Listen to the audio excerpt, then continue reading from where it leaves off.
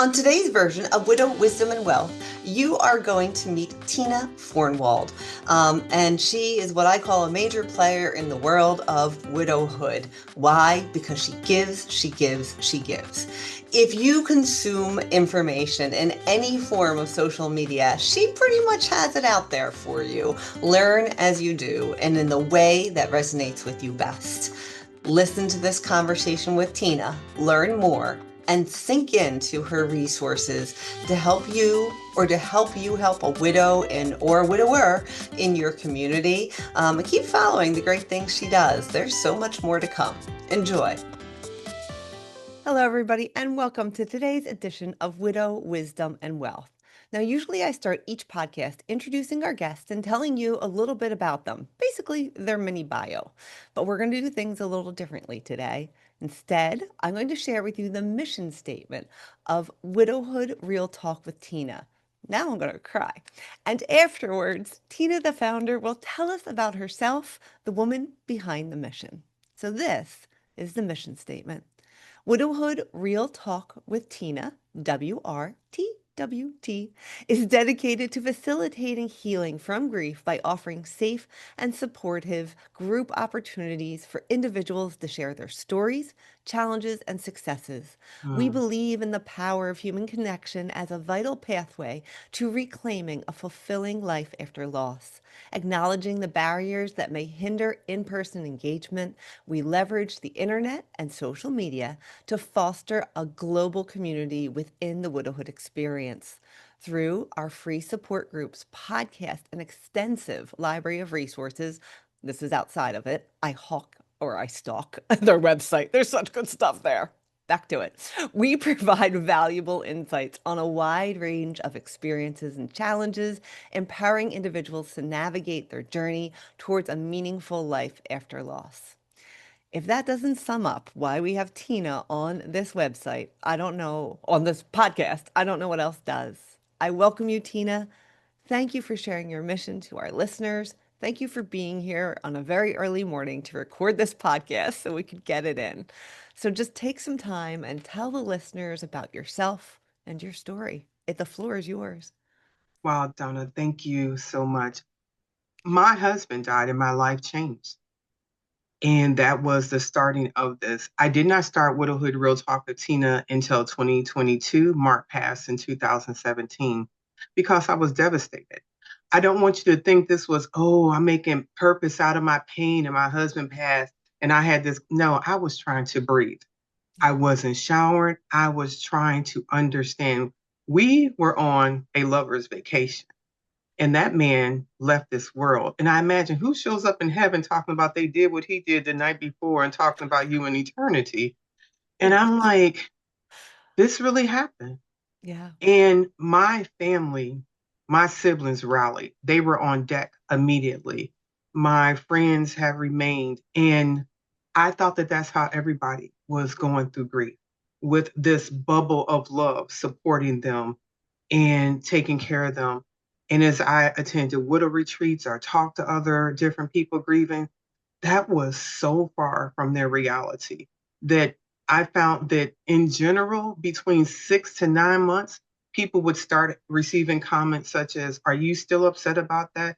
You should be glad you're single. Why haven't you moved on?" Devastating. 32 years I spent with this man. I never heard those words from anyone, but hearing that from other people, it was hard. And I did remarry, and my current husband had a cousin who passed. And I reached out to that widow, and it was the husband's birthday. And I remember what Mark's first birthday felt like for me. And I could only imagine how that could feel like for her. And we stayed on the phone, good gosh, way past my normal bedtime. And when I got off the phone, I had that pressing, this is the moment to do something. And Widowhood Real Talk with Tina was birthed obviously out of the passing of my late husband, but from that phone call. And the podcast was the genesis because often when you're grieving, you want to connect. You want to know that you're not alone, but you may not be ready to engage somebody one on one. So our conversations are about 40 minutes or so. You were a guest on my podcast, and I'm so grateful for that because my conversations are lengthy because I want the listener to feel like they are the third person in the room and Mhm. they are connecting, answering questions. And all the things that we do come from that because the trust is built. You and I both know there's a lot of people on the internet doing a lot of different things, but when people can trust you and know that you're there genuinely to help them, and that is the talking, the conversation, the retreat, the butterfly release ceremony, the other things we do, because we need to be cared for. Yeah. And like you said, and I also shared a wonderful experience of my late husband's family as well as my own family rushing in to rally around us. We had been out of the country living abroad for years. And 3 months before my husband passed, we had just moved back to the Philadelphia area.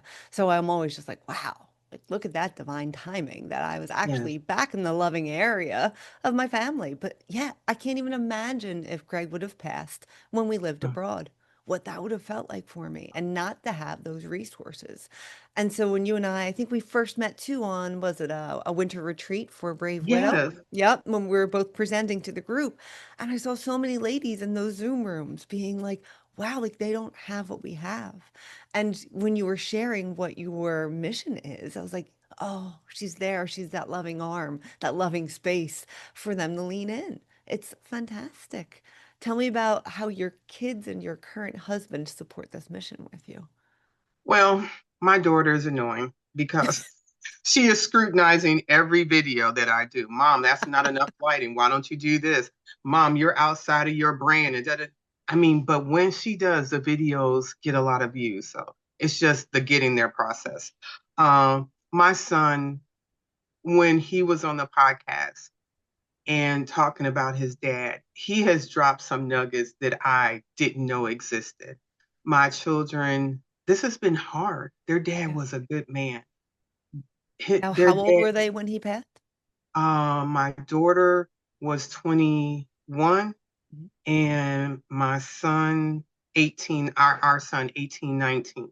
Okay. So I'm grateful that they were adults because I know everyone doesn't get that gift. Our son was in the Navy and our daughter was just getting ready to go into the Navy. Mhm. And they've been kind to me because the first 6 months after their dad passed, I remember looking back at our group thread between the three of us and it was silent. I was trying to survive. We were all trying to understand this, but then Mark passed in March, and then we came back together in December for Christmas. We spent Christmas together, and I told them, "I'm sorry. I know you lost your dad, and to some extent, you lost me because I had nothing to give."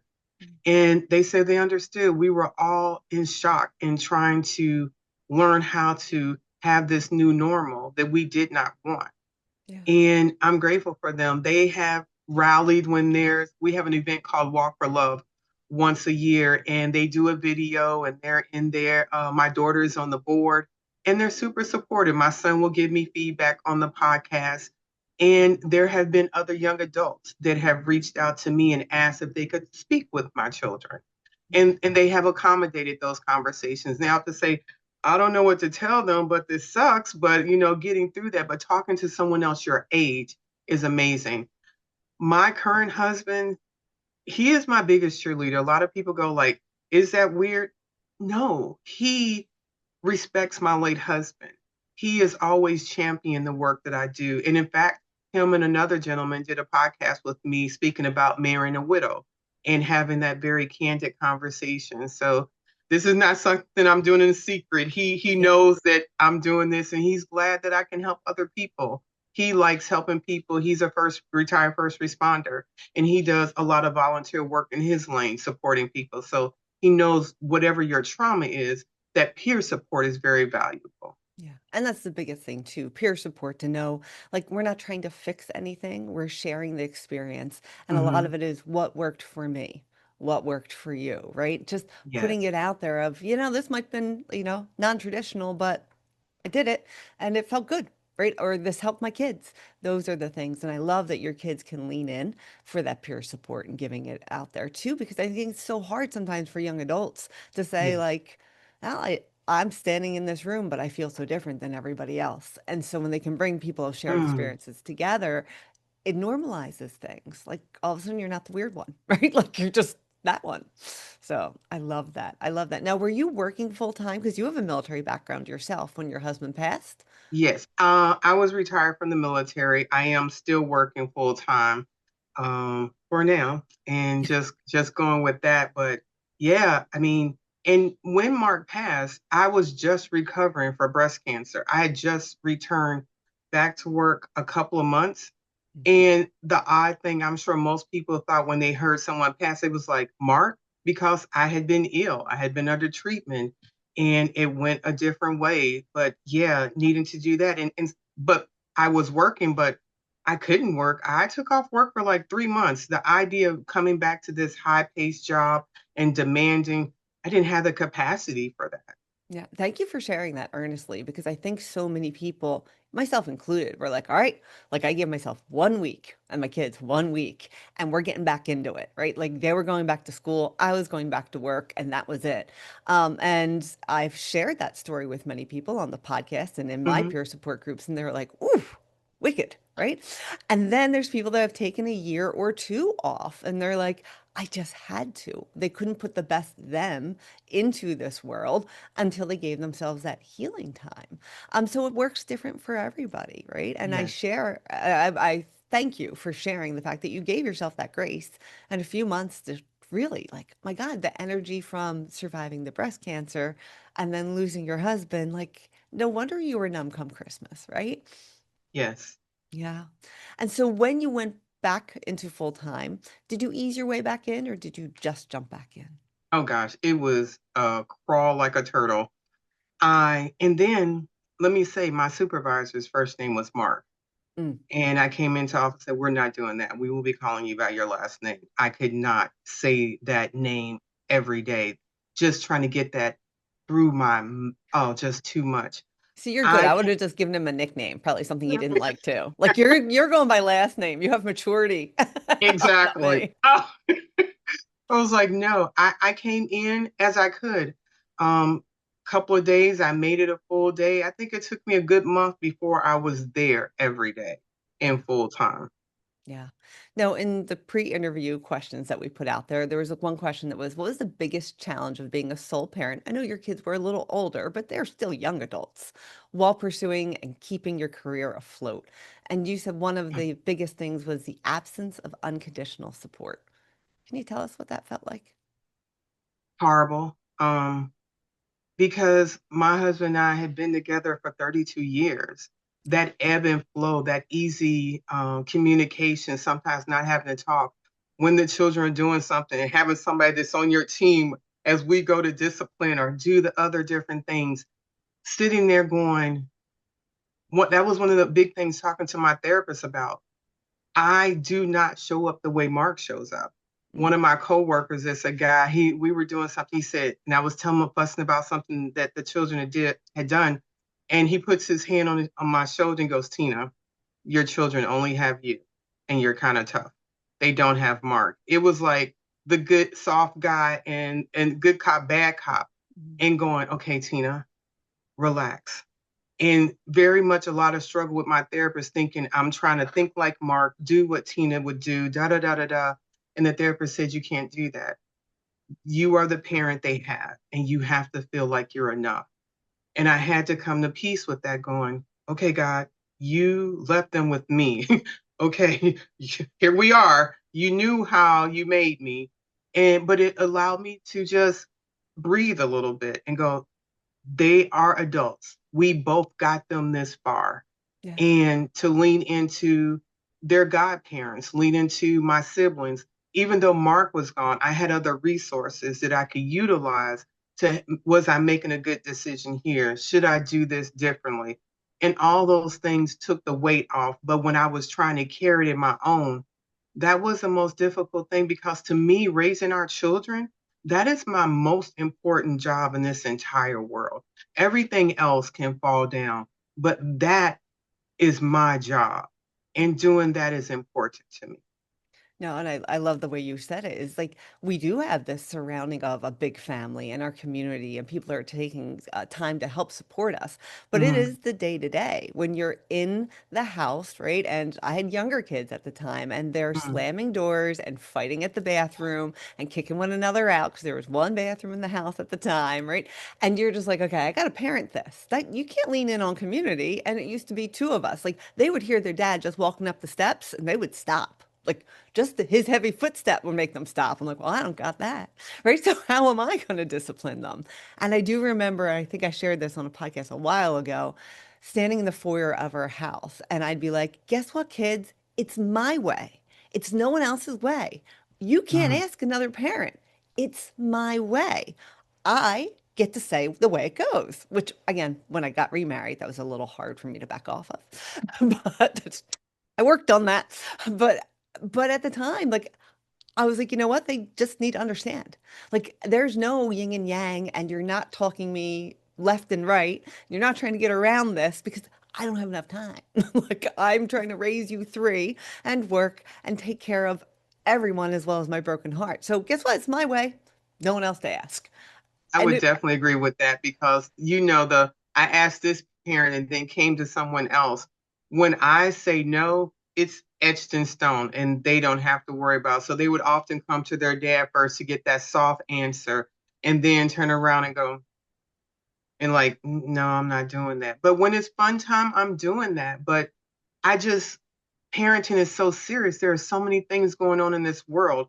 And Mark's death made me realize, make sure I'm enjoying the now moments. yeah. I'm so often concerned about what happens when this happens. Am I preparing this for this situation? Tina, have fun right now. Tina, enjoy the now moments, and you can also take care of later. And I realized I needed to do a better job of being happy, enjoying the good times, laughing, making wonderful memories, and also being prepared and helping them look for what future looks like. No, that's a wonderful way to say it, right? Because I'm a financial planner in my day job. Planner is in the title of what I do. And for anyone to be like, you just take the spontaneity out of life.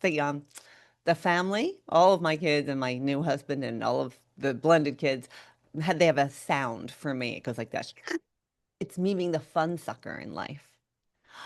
And when they did that, I would just walk down the hall and I'd hear, I was like, oh my God, like I'm sucking their fun. Like, because I had, They may be twins. right? Because there's a yes and a no and a time and a place and a black and a white, and that's that. Um, Okay, but even though we may have people make that sound, when the rubber hits the road, mm, are we not prepared as much as possible? Are we not ready as far as the financial piece? I mean, when my husband passed, it wasn't that I wanted to have a plan, but I'm glad that we had a plan that when he passed, and my brother was there and he's like, what is this? I was like, this is the plan that when one of us left, what the other one would need to do. yeah. That changed the dynamics I know of my grief compared to other people that I speak with, not having that additional burden. Yeah, no, it's a fine point, right? And when you have that plan in place, then you can say yes to the fun because you take that worry kind of out of it, right? Okay, if this happens, it's going to be not my favorite day, right? But we've got this plan in place and we're organized and we can tend to our own heart and not be trying to lift all these heavy pieces at that time. So, but I want to go back to the fun sucking. I want to go back. You do such a great way of getting a conversation and leading it. But let's go back. What is your favorite thing to do now that you'd be like, if someone asked me that, I am going to take the day off from work and I'm going to run. What I'm lights going, you up? So my perfect, if it local, get up and go work out with my sister. My sister and my mom live next door. Oh, My that's sister and I nice. go work out in the morning, 5 a.m. We're both retired military. And I would come back and then go for a long walk in the neighborhood, sit on the front porch, have a cup of coffee with my husband. And if I would go pick one of my local friends and just hang out with them and do nothing. Like I could come over to their house in my pajamas. We could watch TV, hang out. That was one of the great things about when I left Pennsylvania and came back. I had great friends in Pennsylvania, but the women here, we just to be able to hang out with them and just do nothing. A couple of them are already retired and looking forward to spending time with them. And my husband is an amazing cook. And then Ooh, come back home and have whatever he cooked for dinner, watch a show on TV, and just say it's well with my soul. I love it. Just enjoying the actual being, that next Yes. best moment. Good for you. I love it. Now, I know you've been busy. I know you were writing a book. Tell us about that. Wow. So I started off writing my memoirs and I just felt like I could give more. I didn't know what that more looked like. And then I shifted to a guide on supporting the bereaved. And I know people can half even talk to us sometimes, let alone read a book about a guide. A guide would be helpful for those that would be, but what would be the most impact? And I was driving home from work and I could hear God dropping in my spirit, the Five Widows Club. And I was like, okay. And over 155 podcasts, thousands of conversations doing live. So a lot of input as far as how this grief journey goes from female and male perspective and your children. So I took all of that knowledge, all of these conversations, not one person in particular, but the concept, and developed five women in their grief journey. And it all looks different because we all look different. Ava is a young mother whose husband Miles passed early, have to have our military in there. Trish is a woman whose spouse died that was in the military. Joyce is married to Evelyn and she passed, and Monique, and then Carmen. I won't tell you everybody's story, but and then it's led by June, who is their grief support leader in their travel and journey. No, this is not happy ending. Everybody gets remarried. It ends like it's still going like it's going for us. And I've just finished the book. Thank you for asking that question. I printed it and I'm now going through the hard edits and things like that. And the people that are on the have been on the advanced reader, they said, "Wow, this is real. This is real stuff." And not everyone that's read it has been a widower. My pastor read one paragraph and he was like, "Tina, that was me when my dad died." Oh, he The was what able I to showed, parallel the grief. yes, Oh, wow. and what I allowed him to read. And the purpose is when people read that story, that other widows and widowers, they will feel seen. They will know that their story is valued. And someone that's not in profound grief, they'll read that and go, "Oh, I know how to show up a little bit different," because we learn from stories. We learn from being able to see ourselves in those places. And this is the first of three books. The second book is The Widower's Circle with five widowers and their story. And then the third book is The Children We Left Behind, which will be two of the young adults from the widows, two from the widowers, and then a young adult that has not been introduced before.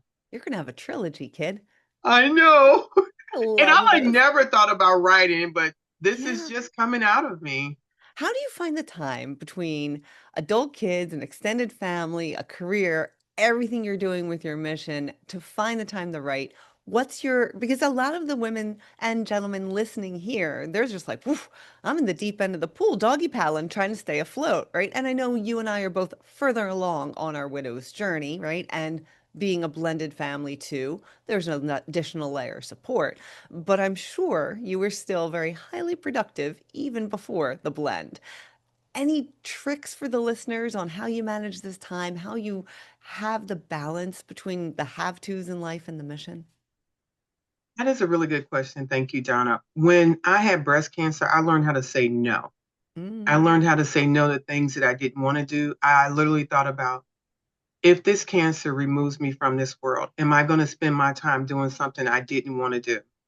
And when I say no and someone asks me why, I go, because I said no. You sound like me in the foyer with my kids because I said so. I mean, I said no. That's no is a complete sentence to me. There's a period after that.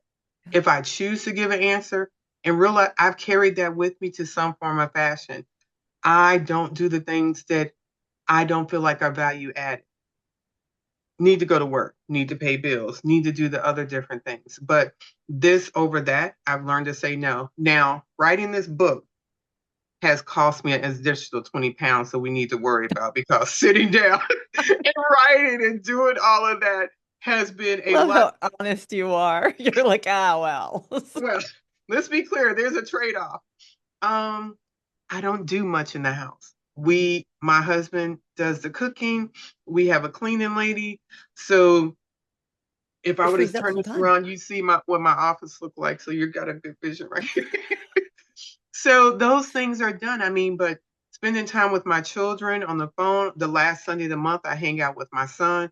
My mom and sister live next door. I think choosing what is value added, what I really, and why, if I say yes to something, why am I saying yes?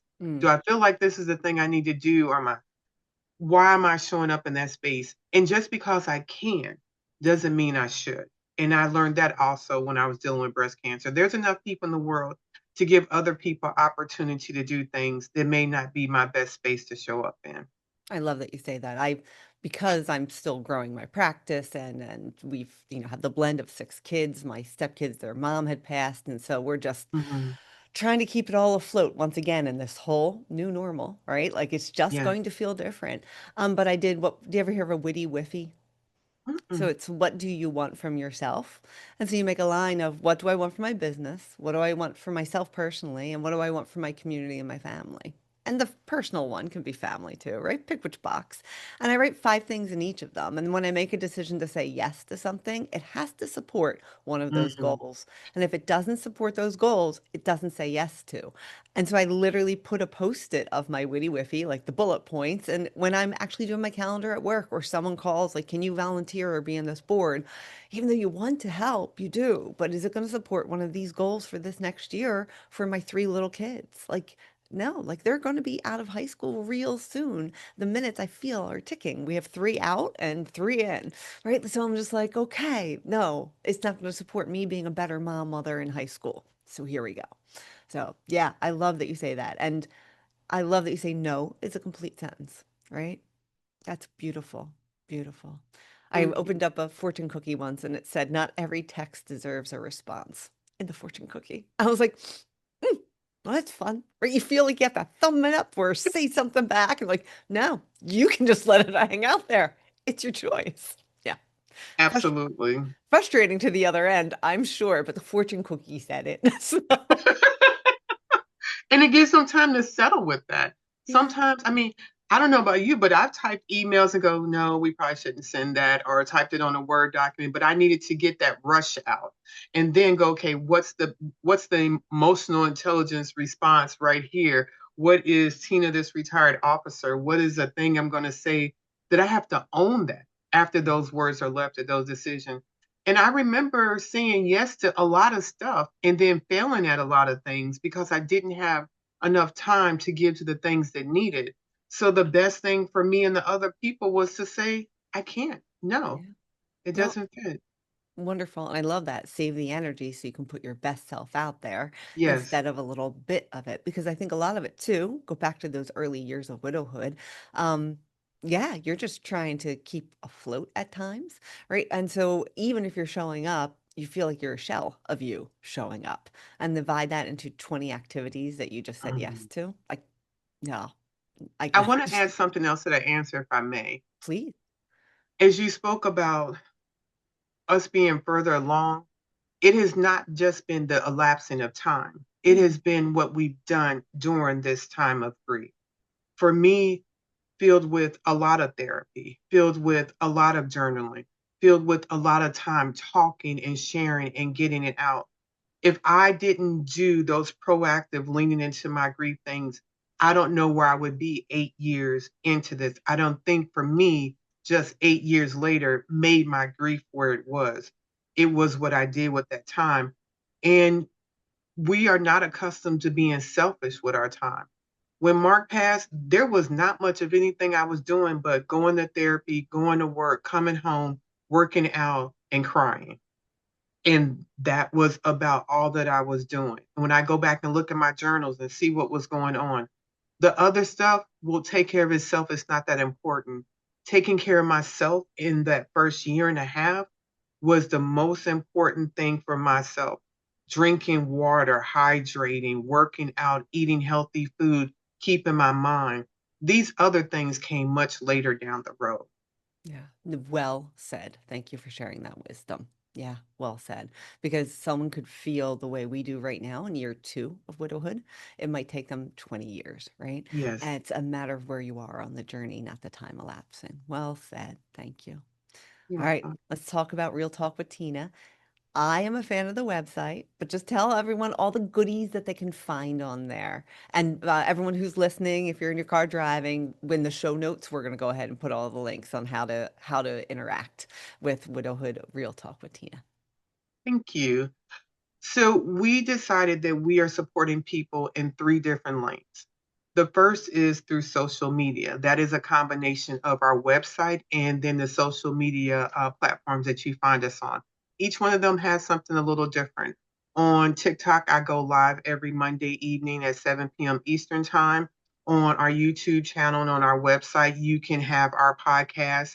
On the YouTube channel, I have dating tips. On the Instagram and Twitter and Facebook, there are some other different things. Going back to that original question, people want to know that their story is not alone, but they may not be ready for that one-on-one contact. We have a Discord where people gather in a private Facebook group where people have a little bit more of that intimate conversation. So the first realm is social media.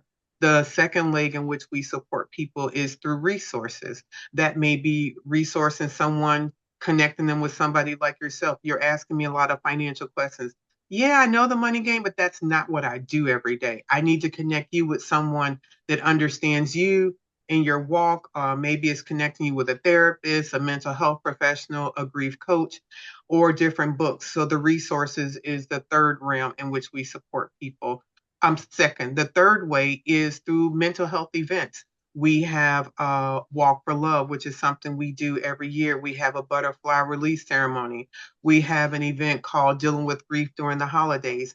And underneath our podcast, sort of in that quasi place, I'm doing a mini series this year, Voices of Widowhood Healing Through the Holidays from November through January. And then also, we have our Children of Widowhood Secret Santa. We actually doubled the number of children that we're supporting, and that allows us. We had people apply that have lost a spouse or a parent, and be able to apply, and then based on the vetting process, and we have 11 families that will be up on our website starting November 1st.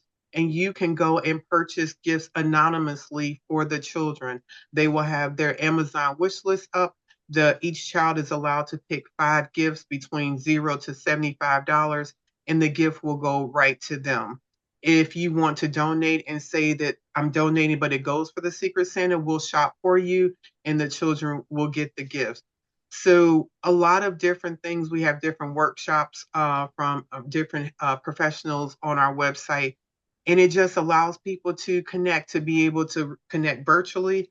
Next year, we are having our first in-person huge gala. Ooh. And I have details to share with you about that.